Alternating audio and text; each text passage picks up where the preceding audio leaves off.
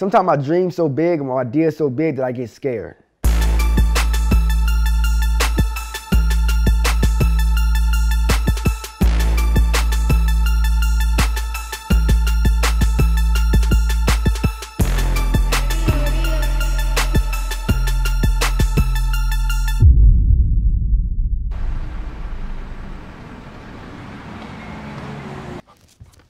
So this here, what we're entering now, is my grandmother's attic or upstairs.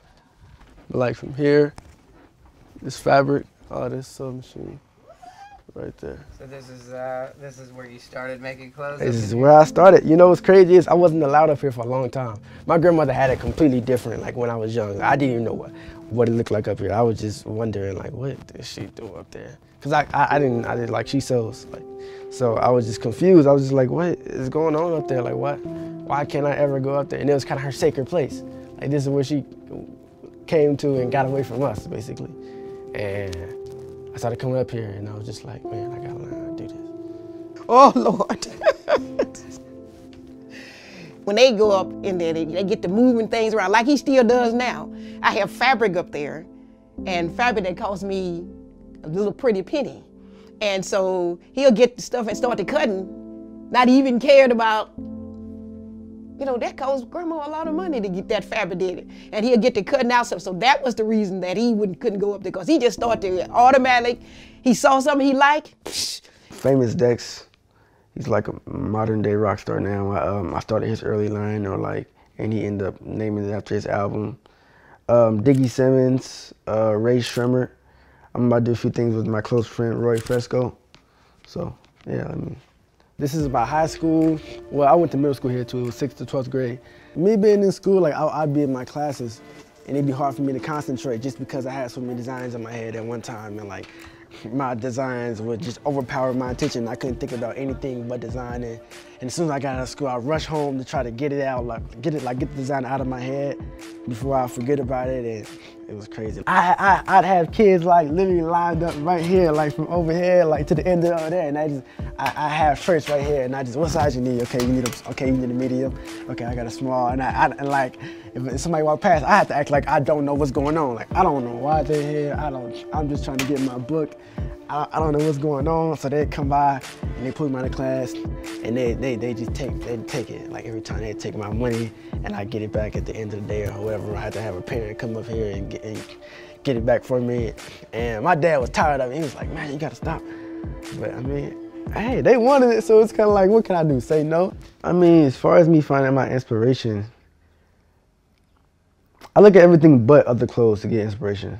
You know what I mean? So like, I might look at a car, and the way it's built might inspire me to make a jacket or a house or something like that. Nature, trees, sky, like patterns, and you know what I mean, things around me that catch my eye is inspiring me, rather than just looking at a pair of pants and like, oh, I want to make some pants like that. My first piece, I hand sewed it, and it looked terrible. My grandmother was just like, I mean, she always tell me if something look bad, she'll tell me. You know what I mean? If it looks good, she'll tell me. All right. What's going on? What's going on? How you feel? What's your note? Hey, Mr. Designer. How y'all doing? It's good, it's good, it's good, it's good. Me being in the barbershop, a real big part of my life. I used to come in here like after school, or even when I wasn't in school yet, so like kindergarten days, and I just sit down over there and I draw something, or I just, I mean, whatever comes to my mind, I look at the magazines and I watch people come in and out of here all day, and I just, you know, do their thing and watch my dad. Might do some shoes or something like while he's on break or while he's not cutting hair. So it was always busy, you know what I mean? It was like my first aspect of learning a business or seeing business traits. I've been designing shoes for a while.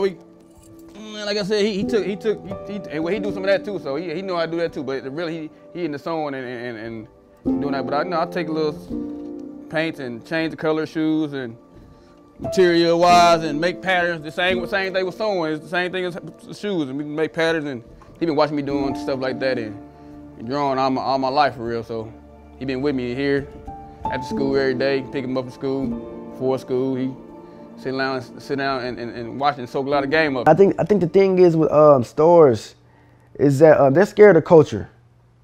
You know what I mean? The department stores today are scared of culture. Pop the bottle. more.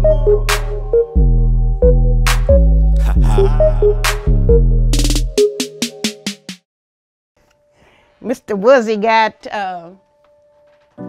in the ink, and so it was a good thing. And the store, actually, got in the Kansas City store too. Got it in the ink and Kansas City store. I went to every ink stand and got all the paper out and started issuing it to people all over. And so that's how proud I was that I had a grandson that was doing something with his life. And so I'm very proud. I am. I'm gonna tell you the craziest thing about this is, like, the best designer I ever seen do anything is in here, Jeremy Scott. That was like the cool part to me, because I was like, I'm in something with Jeremy Scott, like I'm included. Like you can put my name, his name together. Right here, Jeremy Scott. And I went to this, and I met him. And that right there, oh my gosh. This is like a board I would use to paint. I told you, like sometimes I painted on the clothes. I would. This is kind of like a piece of art to me. Like if when I move, like when I completely get out of here, it's this. I'm gonna frame this right here. Cause I made a billion pieces off of this.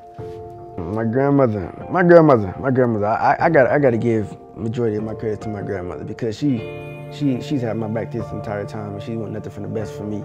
And my grandma never wanted anything from me. She never wanted anything out of it. She just wanted to see me succeed and be able to say that she did, you know what I mean? She did her part. Looking up to him, that's the good thing I want him to do, is to remember that somebody else is looking at you. Some young person is saying, maybe I can do that. Keep his head up high, keep his nose clean, so that he can be an encouragement to some other young person to help them along the way, that they can encourage, that you can do what he's doing. A lot of people who've never even seen me or personally met me don't know how old I am. They think I'm some 43-year-old guy, you know what I mean, working at some headquarters. In reality, I'm an 18-year-old kid from Kansas City, Missouri, who started in my grandmother's attic.